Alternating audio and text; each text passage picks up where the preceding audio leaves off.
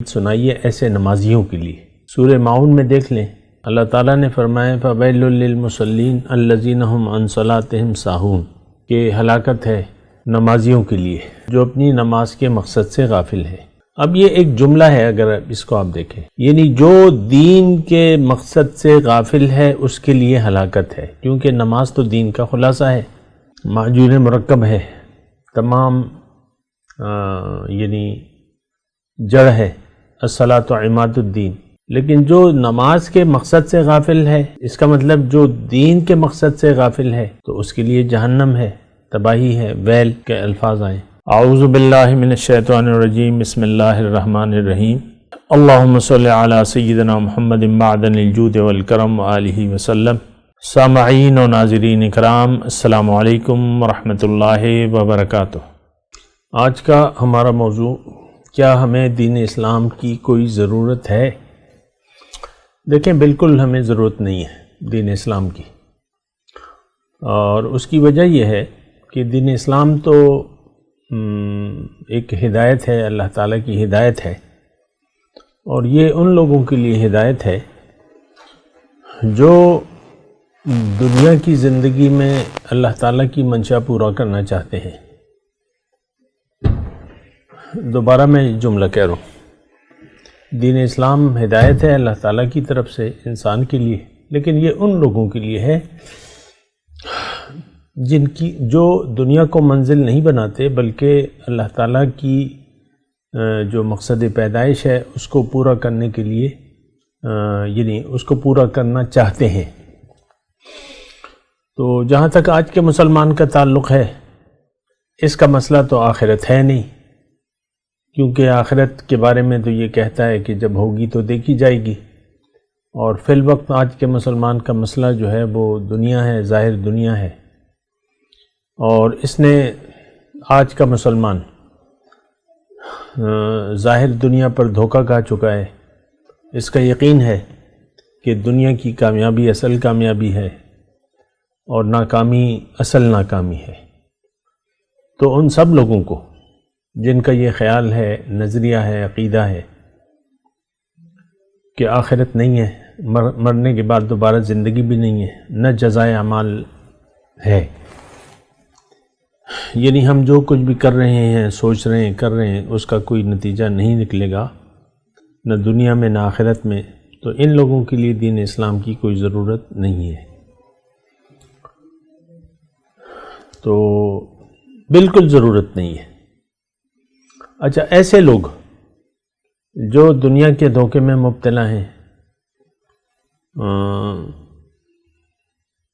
دنیا کا دھوکہ لگ گیا ہے اور انہوں نے دنیا کو منزل بنا لیا ہے، ان کو دنیا کی کامیابی اصل کامیابی کا یقین ہے کہ دنیا کی کامیابی ہی اصل کامیابی ہے، مال اولاد یا جو کچھ بھی ہے، تو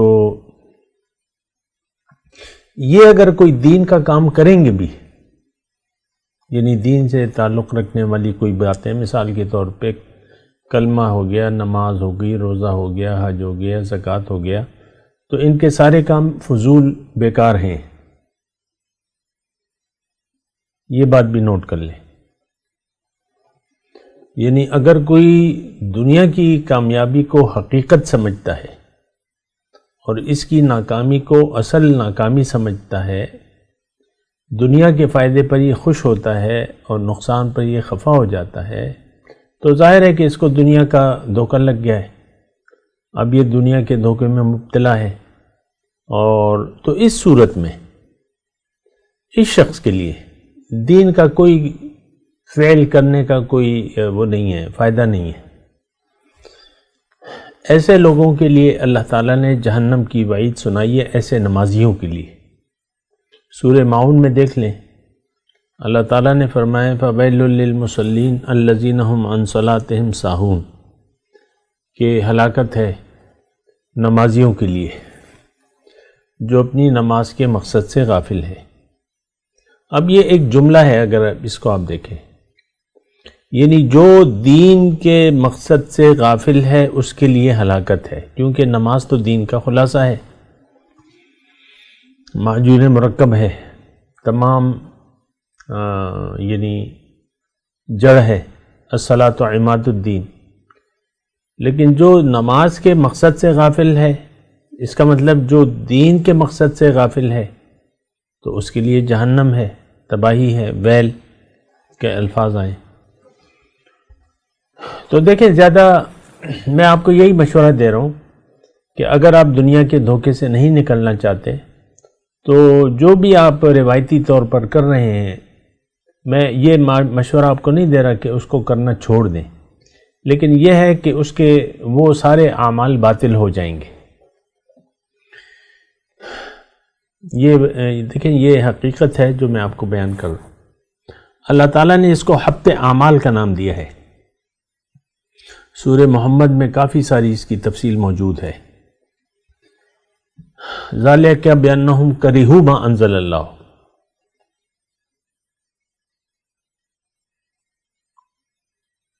یہ ایسے لوگ جو ہیں وہ ناگوار سمجھتے ہیں جو اللہ تعالیٰ نے ہدایت نازل کی ہے، اور اس کی رضا کو ناگوار سمجھتے ہیں یہ لوگ۔ سورہ محمد میں تفصیل ہے، ویسے تو سارے قرآن میں ہے، ایسی کوئی بات نہیں ہے۔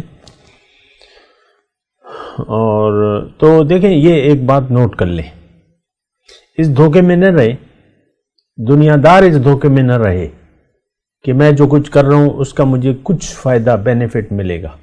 کوئی بینیفٹ نہیں ہے، کیونکہ دیکھیں ہمارے دین کی ایک مستقل پالیسی ہے کہ انما الاعمال بالنیات، عمل کی نیت کے مطابق اس کا جزا یا ہوگی یا جو بھی ہوگا، یعنی اعمال کی نیت کو دیکھا جائے گا۔ ہماری دنیا میں زندگی گزارنے کی نیت تو دنیا ہو گئی ہے،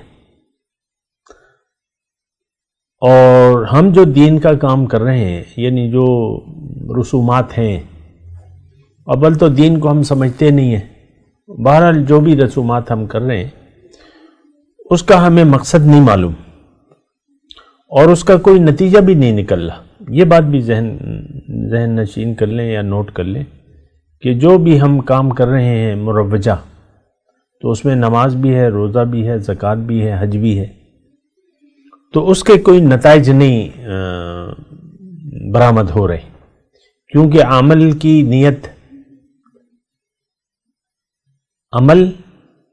نیت خراب ہے۔ دیکھیں، دنیا میں زندگی گزارنے کی نیت اگر آپ کی دنیا بن گئی تو آپ کی نیت تو خراب ہو گئی، آپ تو بہک گئے، آپ تو بھٹک گئے۔ آپ کو تو دنیا میں زندگی گزارنے کی نیت اللہ تعالیٰ کو کرنا چاہیے تھا، آخرت آپ کی ترجیح ہونی چاہیے تھی، اور آپ کے ہر کام میں للہیت ہونی چاہیے تھی، اللہ کے لیے ہونا چاہیے تھا ہر کام۔ آپ نے جو بنیادی نیت ہے دنیا میں زندگی گزارنے کی، وہی آپ نے بدل لی ہے۔ اللہ تعالیٰ نے دنیا آپ کے لیے بنائی تھی، اور آپ کو اپنے لیے بنایا تھا کہ آپ اللہ کو منزل بنا کے اللہ کے راستے پر چلیں۔ آپ نے دنیا میں آ کے دنیا کی نیت کر لی، بجائے آخرت کو ترجیح دینے کے، بجائے اللہ کو منزل بنانے کے، آپ نے تو ساری نیت دنیا کی کر لی۔ دیکھ لیں، اب دیکھیں اس میں کوئی ڈھکی چھپی بات بھی نہیں ہے، اور مجھے اس سلسلے میں کسی دلائل دینے کی کوئی ضرورت نہیں ہے۔ یہ معاشرہ اپنے عمل سے پکار کے کہہ رہا ہے کہ ہمیں آخرت سے کوئی غرض نہیں ہے، ہماری تو دنیا اچھی ہونی چاہیے۔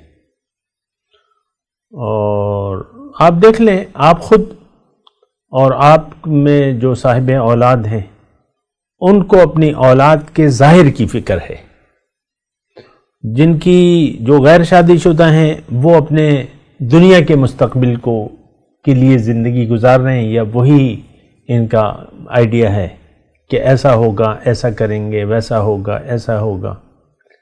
دنیا ہی کے خیالات میں آپ گم ہیں۔